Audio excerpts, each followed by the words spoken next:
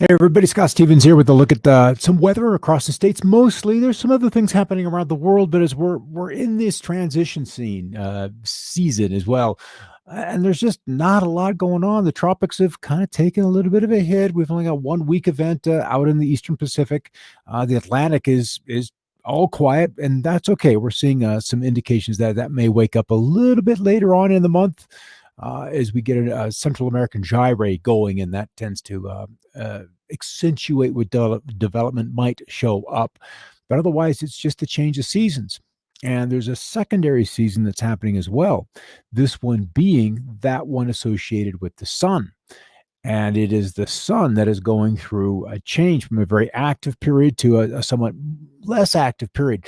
The reason I bring that up is because as we see these solar minimum periods take hold, that impacts Earth and Venus and Mars and the whole solar system. But what it does is it relaxes the magnetic field of Earth.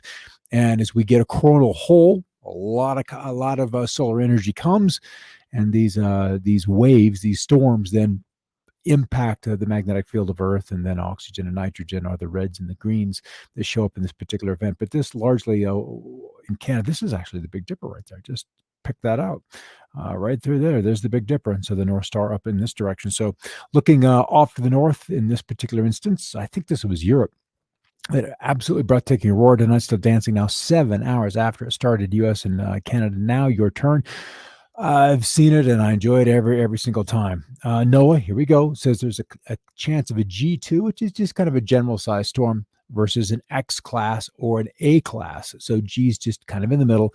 Geomagnetic storm today, September 29, as Earth passes through a stream of high speed solar wind. The gaseous material is flowing into a northern hole from the sun's atmosphere. Auroras could be sighted, Montana, Michigan. That would be nice. This I thought was just bloody cool. And we see it's not a jetpack; it's just a propulsion by ducted fans, and then allowing a personal rescue kind of situation where you need to have guys that are boots on the ground. But in this case, you can have boots above the ground so that they can hover and search and recovery. We had a fellow die here in the mountains that are just essentially in my backyard, and if we had these kind of devices, it would be much easier for a search and rescue to go in and do recovery, or at the very minimum surveillance out over these kind of rough terrain situations where otherwise everyone's just on foot.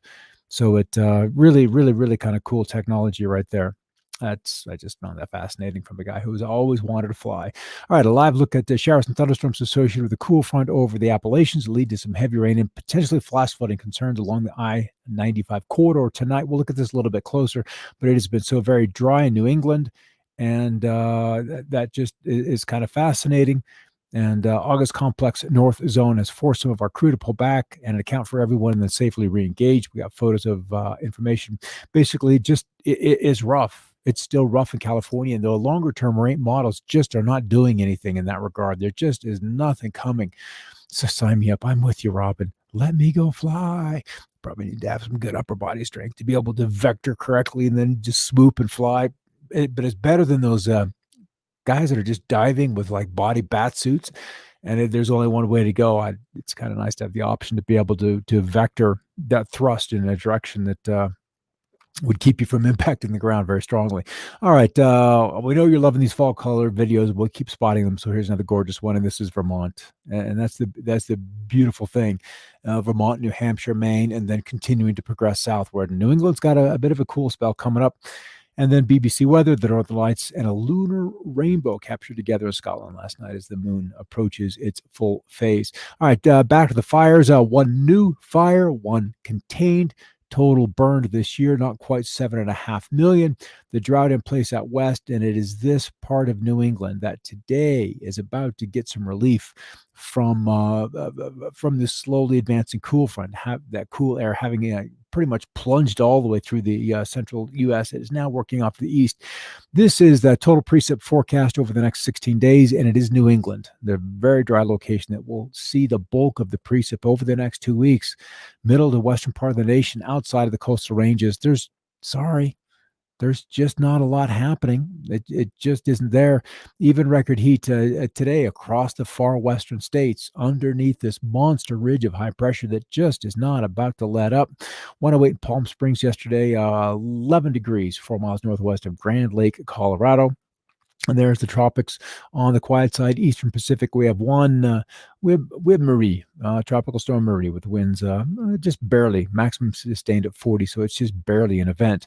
And when the water vapor imagery, there's just this gargantuan ridge in place in the west, and it just does not want to let go. So that means a lot of clear skies, a lot of warm temperatures just in place there. And you can see the smoke into California just kind of hanging in there. We'll get a little bit closer in on that. You can see those active fires just continuing to burn. And there's not a whole lot of help coming from Mother Nature. There just is not. And the heat goes on through the valleys. At least the 90s have been restricted to the desert Southwest, California, and then into Oregon. Elsewhere, approaching some 80s, but nothing too terribly obnoxious.